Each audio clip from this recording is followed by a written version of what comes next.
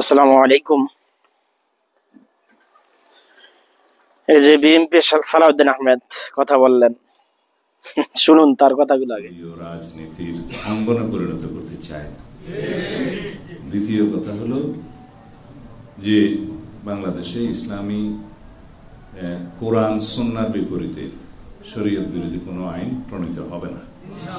আমরা সমস্ত মানুষের সাথে কথা বলছি, রাজনৈতিক অরাজনৈতিক ইসলামপন্থী সমস্ত দলের সাথে কথা বলছি। আমরা হেফাজত ইসলাম বাংলাদেশের সম্মানিত নায়েবের সাথে দেখা করেছি, হাটহাজারী মাদ্রাসায় গিয়েছি। এই বয়ান কিন্তু আওয়ামী লীগও দিয়েছিল। হাসিনা যখন বলল যে আমরা মদিনার সনদে রাষ্ট্র চালাবো, তখন কিন্তু আলেমদের উপরে আরো বেশি অত্যাচার হয়েছিল। অর্থাৎ অত্যাচার শুরু হয়েছিল। একটা ঘটনা বলি, ছোট্ট করে আমার মাদ্রাসার জীবনে, যখন মাদ্রাসায় লেখাপড়া করি, তা আমাদের মাদ্রাসায় ছিল শুধু ডাইলের পানি, মানে 3 বেলা ডাইলের পানি। এরকম কোনো মাদ্রাসায় ছিল কিনা আমি জানি না। 3 বেলা ডালের পানি খাইতাম, সকাল বিকাল রাতে। তো অবাক বিষয়, তো একদিন হঠাৎ করে খিরি শুধু মাছ আর মাছ, ঠিক আছে, মাছ খাওয়ায়। তো আমরা ভাবলাম কি ব্যাপার, মাছ খাওয়াইতেছে 1 মাস টানা শুধু মাছ। কিভাবে মাছগুলা ওই বাজি করে এই তরকারিতে দেওয়া হয় না, এভাবেই দিয়ে ফেলে, ঠিক আছে, কাঁচা বাগার যেটাকে বলা হয় ওইভাবে। তো সবাই মিটিং ডাকলো, ঠিক আছে। মিটিং ডাকার পরে বড় ভাইয়েরা মিটিং ডাকলো মাদ্রাসার, যে তারা মিটিং এ বললো কি যে আজ থেকে আপনারা সবাই বাজি করা মাছ খাবেন।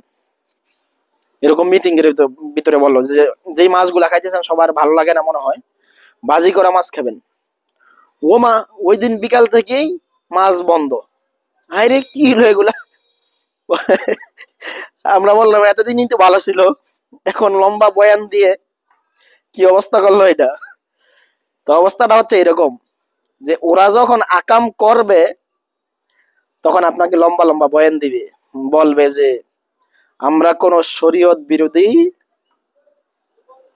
আইন করব না, বা এই ধরনের কথা। যখন হাসিনা কিন্তু সেম কাজই করছিল, যে ইসলাম বিরোধী বা শরীয়ত বিরোধী কোন আইন করব না, মদিনার সনদে আমরা রাষ্ট্র চালাইব, তখনই কিন্তু এই দেশের ধর্মপ্রাণ মুসলমান এবং আলেমদের প্রতি তার বিদ্বেষ, ক্ষোভ সবচেয়ে বেশি দেখা গেছে।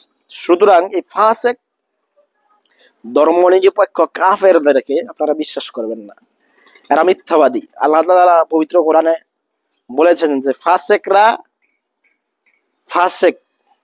এরা পাপিষ্ঠ, এদের কাছে মিথ্যা ডালবাত, নাথিং, কিছুই না। সুতরাং এদের মিষ্টি কথায় বলবেন না আপনারা, আগামীতে ইসলাম পন্থীদেরকেই ভোট দিবেন। আসসালামু আলাইকুম।